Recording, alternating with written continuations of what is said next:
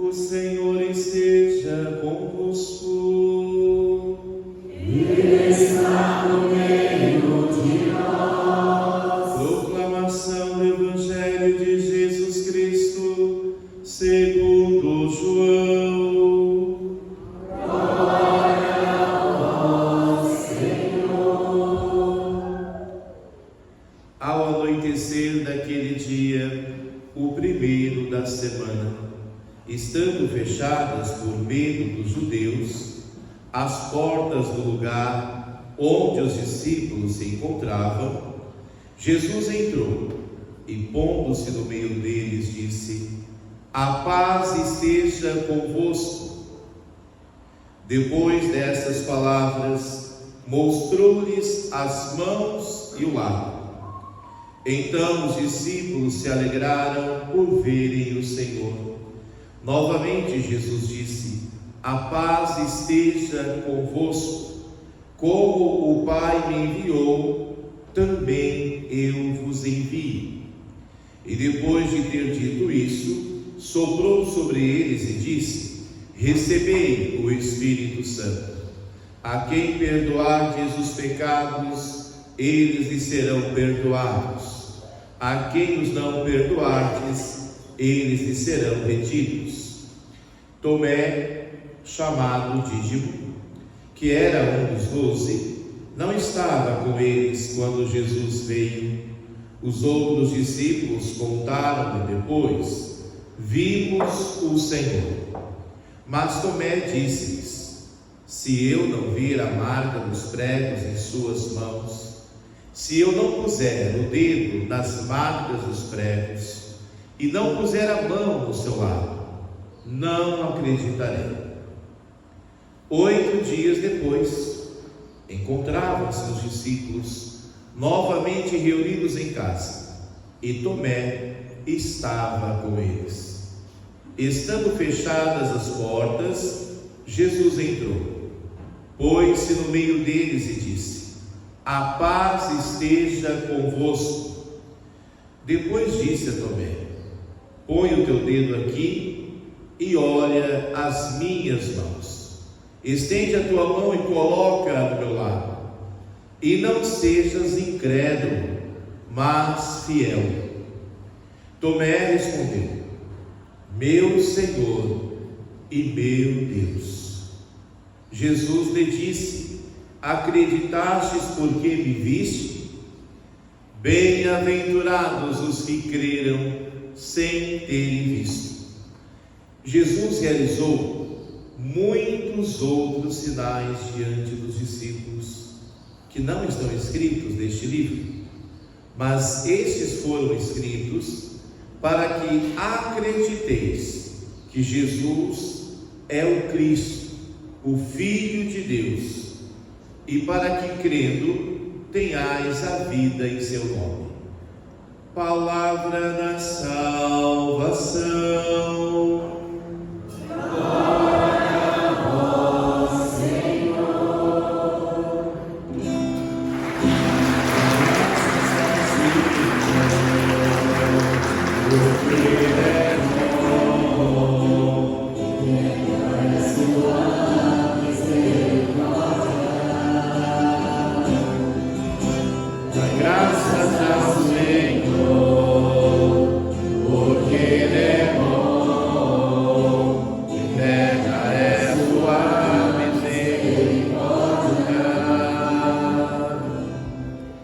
Amados irmãos e irmãs, com alegria nos encontramos nessa manhã de domingo, o 8º dia da semana. É bom a gente lembrar que desde o domingo de Páscoa para cá, hoje já são 8 dias. O primeiro e o 8º dia é o mesmo dia, é o dia do Senhor, é o domingo. É o dia que, como ouvimos no salmo de hoje, que o Senhor fez para nós, para celebrarmos a sua presença. Por isso, amados irmãos e irmãs, dai graças ao Senhor, porque Ele é bom, eterna é a sua misericórdia. Nesse segundo domingo da Páscoa, a igreja é chamada também a contemplar a misericórdia de Deus. Então, acredito que todo mundo conheça aí Santa Faustina e a sua revelação particular que ela teve, desse quadro da misericórdia, onde vocês veem jorrar do lado aberto de Jesus sangue e água para nos lavar, purificar, restaurar. E é interessante que essa devoção pessoal se tornou algo assim muito popular entre o povo. E através do pontificado de São João Paulo II, o Papa, se tornou presente no mundo inteiro, contemplar a misericórdia de Deus. Ao iniciarmos esta missa, rezamos o terço da misericórdia. Então esse papelzinho que você recebeu, você pode levar para casa. Tem aí 14 promessas para você meditar sobre essas 14 promessas. E claro, você que já reza, beleza. Então você que não reza, comece a criar essa prática. Às 15 horas é o horário sugerido, mas pode ser rezado em outro horário também, tá bom? E é interessante hoje o que a palavra nos diz, irmãos e irmãs. Então, no primeiro dia da semana, estão reunidos aqui os apóstolos de portas fechadas, ou seja, temerosos, com medo da perseguição, ainda desanimados pelo aparente fracasso da morte de Jesus. Então eles estão assim ainda tristes. E mais, vocês viram que não estão os 12 mais, já são 11. E nesse primeiro dia da semana só estavam 10, nem Tomé estava presente. E por que eles estavam tristes? Pela morte de Jesus. Ele tinha feito a promessa, mas faltava-lhes ali a fé. Ficaram 3 anos com Jesus, ouvindo Jesus falar, e mesmo assim parecia que a palavra não entrou, não penetrou a alma deles. E é interessante algo que eu vou dizer a vocês. Com certeza estavam entristecidos também por Judas Iscariotes. Eu sei que a gente gosta de achar que ele é o vilão da história, mas ele não creu na misericórdia. Ele se arrependeu e foi e tirou sua vida. Diferente de Pedro. Pedro também negou a Jesus por 3 vezes, se arrependeu, mas colheu a misericórdia. Quando a gente não se volta à misericórdia de Deus, o nosso final é a morte, e a morte eterna. Então isso abateu os discípulos. Então quando Jesus entra nas portas fechadas, ele se faz presente lá no ambiente, a primeira coisa que ele diz é: a paz esteja convosco. O que significa esta paz? É a própria presença do Senhor. Quando nós temos a paz de Cristo, podemos passar por tribulações, aflições. É o que diz São Pedro aqui na segunda leitura, Vocês que ficam aí por algum tempo em aflições, várias provações, coragem, que a vossa fé seja tão provada nesse momento. Confiai no Senhor, esperai no Senhor a manifestação do grande dia. Sem ter visto o Senhor, vós o amais, sem o ver ainda nele acreditais. Isso será para vós fonte de alegria, indizível e gloriosa, pois obtereis aquilo que acreditais, a vossa salvação. Vocês creem na salvação em Jesus Cristo? Sim. Então, coragem. Não deixais que o desânimo, as provações do dia a dia, as perdas, tirem de vocês o que nós recebemos no dia do nosso batismo.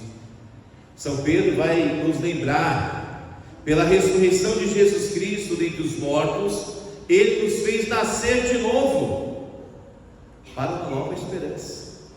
E aonde ele nos fez nascer de novo? Na pia batismal. Nós temos aqui a pia batismal, em si, pascal, a grande representação do Cristo ressuscitado. Então, no dia do nosso batismo, nós fomos inseridos na graça, lavados dos nossos pecados. E é interessante que, apesar de receber tamanha graça, mesmo assim, muitos de nós acabamos caindo no pecado, nos manchando novamente.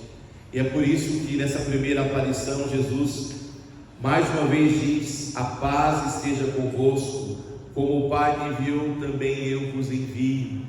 Então Jesus envia os apóstolos a ser no mundo agentes da misericórdia.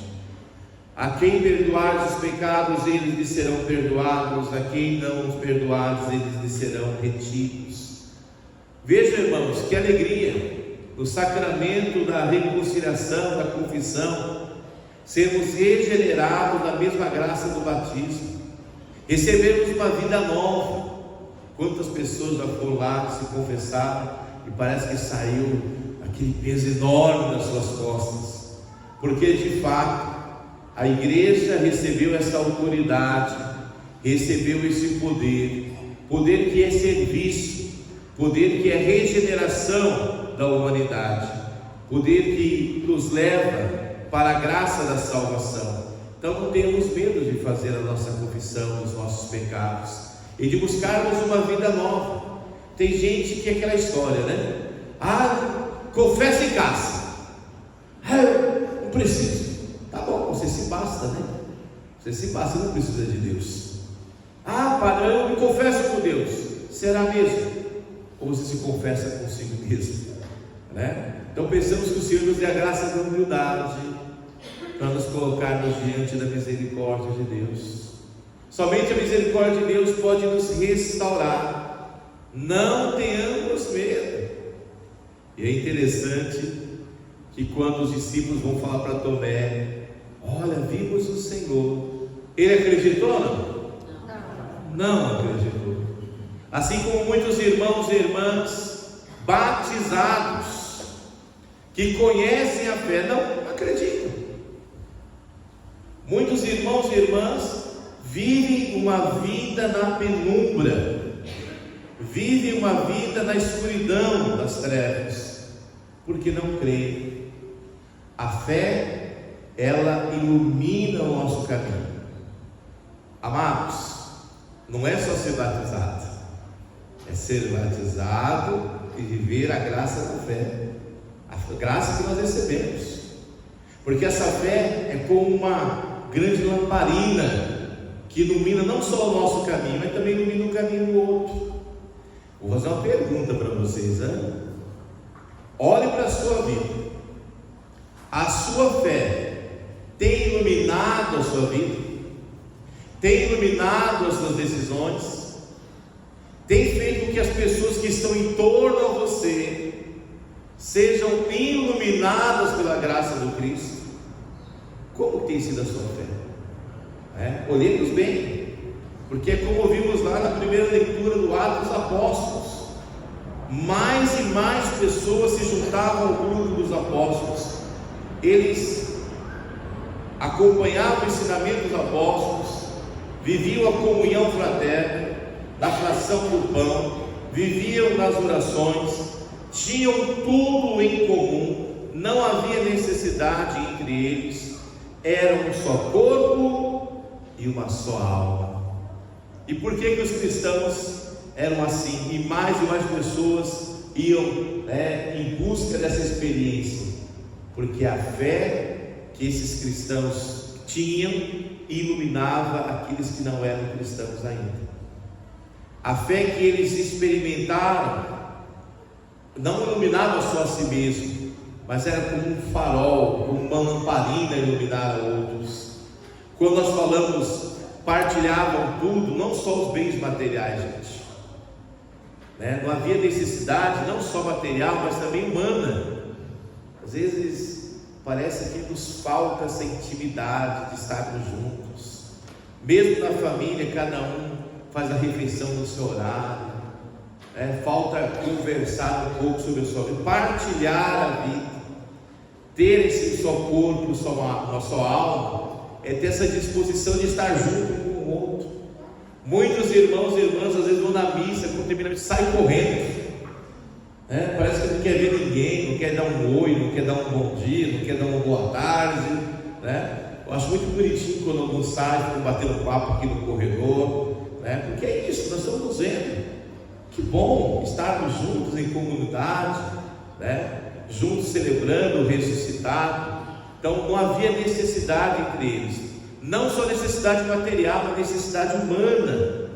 E hoje nesse mundo nós vemos como tem feito, como tem faltado esse grande bem precioso, que é o companheirismo, o estar um com o outro, partilhando a vida. Pensamos que Deus nos dê a graça então de crer, que o Senhor nos dê a graça de crer mesmo sem ver. E Tomé está agora no 8º dia da semana, ou seja, no domingo, reunido com os apóstolos. Ele só vai acreditar se ele ver as marcas dos pregos e se colocar a mão do lado aberto. Foi assim que ele disse para os companheiros, Mas ele estava ali agora reunido e Jesus novamente se colocou no meio deles. No domingo, dia do Senhor. A cada domingo nós celebramos a Páscoa do Senhor. É o dia por excelência de estarmos na presença dele. E mais uma vez ele deseja: a paz esteja convosco. Eu não sei se você já conseguiu perceber. Se não, faça uma avaliação. Às vezes dá aquela preguiça de ir à missa, mas aí quando você vai à missa, você fala: nossa, como foi bom ter ido à missa. Às vezes você está com um monte de compromisso, um monte de agitação, mas aí você faz a escolha: não, eu vou à missa. E quando você vai à missa, você fala: poxa, que bom que eu fui à missa.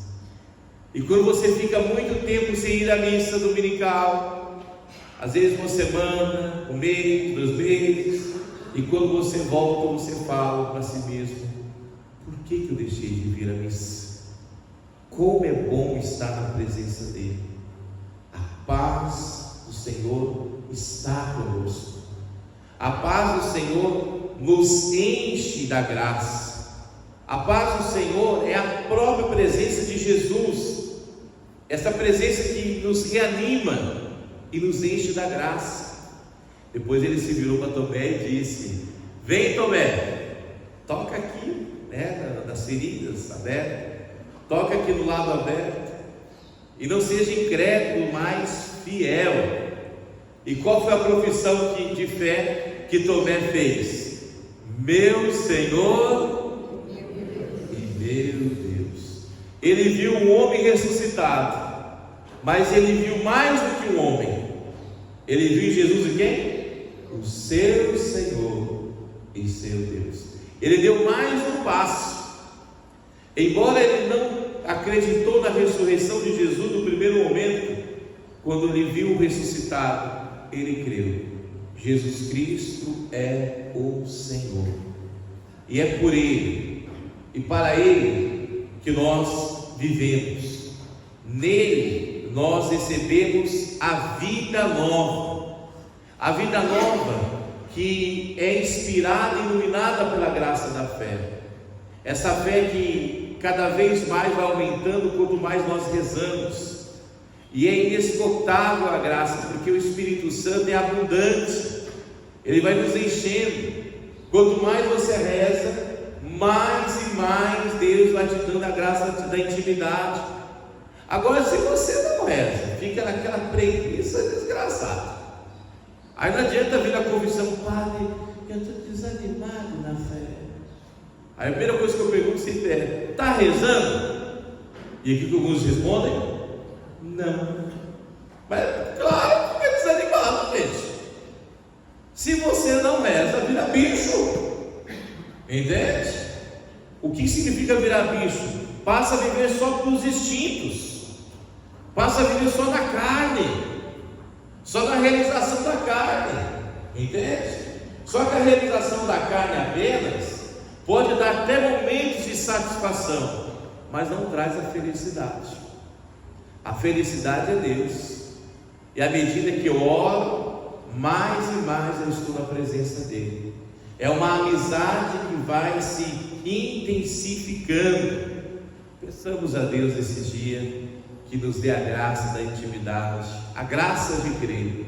Há muitos irmãos e irmãs que não vivem pela fé, Alguns até dizem que vivem só pela ciência, mas a ciência é um dom do Espírito Santo. A igreja acredita na ciência, a igreja tem fé na ciência, né? Mas a ciência não responde tudo, entende? Quem vai nos responder é Deus. Então que nós tenhamos a nossa fé, mesmo provado ali nas aflições, nas dificuldades, que a nossa fé sempre nos leve a essa intimidade com Deus, nos leve a crer no Senhor. Às vezes nós vemos aí as pessoas fora da igreja, inclusive alguns batizados, acreditam em tantos absurdos, mas na verdade a fé tem uma dificuldade para acreditar, são lentos para crer. Às vezes parece Tomé, precisa ver, precisa tocar. Se não viu o milagre, eu não acredito. Se não acontecer tal coisa, eu não creio. Então alguns ficam só na aprovação, e aí não tem a graça da fé. Eu sei que eu já contei essa historinha uma vez para vocês, vou contar de novo. É uma história bem catequética, né, do cardeal Vulto Muxim, né? Ele contou uma historinha para as crianças de catequese, que cabe bem para a gente aqui também, né? Para nós adultos. Então, certa vez, uma criança estava na catequese, eles estudaram naquele dia a primeira Páscoa, onde o povo foi libertado do Egito e foi para a terra prometida, né? E aí, voltando para casa, o pai perguntou: e aí, filho, como que foi na catequese? Foi bom, pai. Nós estudamos a primeira Páscoa, a libertação do povo do Egito. O povo de Deus foi liberto. Aí o pai perguntou: e como que foi isso aí? Conta para mim, conta essa história para mim. Aí a criança falou um pouquinho e começou a falar: olha, o negócio é o seguinte, havia uma central, e essa central escolheu Moisés para ser um general, e chamou lá o Moisés. Aí Moisés foi lá no Egito para libertar o povo, só que o faraó não queria. Aí Moisés pegou o celular, ligou para a central e falou: tá difícil aqui a coisa, manda o bombardeio aí. E aí o bombardeio veio, 10 pragas, um pior que o outro, devastou o Egito. Aí o faraó falou: tá bom, vamos embora, vamos embora. E eles começaram a ir embora. Só que aí eles perceberam que o faraó estava atrás deles para matá-los. Então eles apressaram o passo. E Moisés falou: vamos lá, gente, vamos correr porque o negócio está feio. E eles chegaram diante do Mar Vermelho e falou: e agora? O que a gente faz? Pega Moisés o celular de novo e liga para a central: central, a perseguição está feia aqui com o faraó. Nós estamos diante do mar, não tem como passar. Manda aquela ponte móvel. Aí veio aquela ponte móvel, parecendo leve, e foi montada em cima do mar. E aí atravessou ali a pé enxuto todos os judeus. Olha que maravilha. Eles pegaram, começaram a atravessar, e Moisés, o general na frente: vamos lá, vamos seguir. Só que aí começou a vir de novo lá o faraó, né? Subiu lá com seus soldados, com suas carruagens, e Moisés viu que ia chegar perto deles, já tinham atravessado. Aí ele falou: poxa, vou ligar de novo. Ligou para a central de novo: central, olha, derruba a ponte, manda aí os jatos. Aí vieram os jatos e a ponte estourou e afundaram o mar. Faraó e seus cavaleiros, e eles afundaram o Mar Vermelho. Aí o pai ficou impressionado com a história, olhou para a criança e falou: filho, foi assim mesmo? Então, pai, não foi, mas se eu te contar a verdade, o senhor não vai acreditar. Entende? Veja como que é absurdo. Às vezes é preciso ter tecnologia, ter uma situação assim mais absurda, mas aquilo que a palavra nos ensina, a gente não crê. É mais fácil acreditar numa história dessa do que acreditar na palavra, nos sinais que Deus realizou e continua realizando. Entende? Então peçamos a Deus a graça de crer, a graça de levar a nossa fé a iluminar a vida do próximo, Amados irmãos e irmãs, assim como São Tomé, reconheçamos: Jesus é o nosso Senhor e nosso Deus. Por isso temos graças ao Senhor, porque Ele é bom, eterna é a sua misericórdia. Louvado seja nosso Senhor Jesus Cristo. Para sempre seja louvado.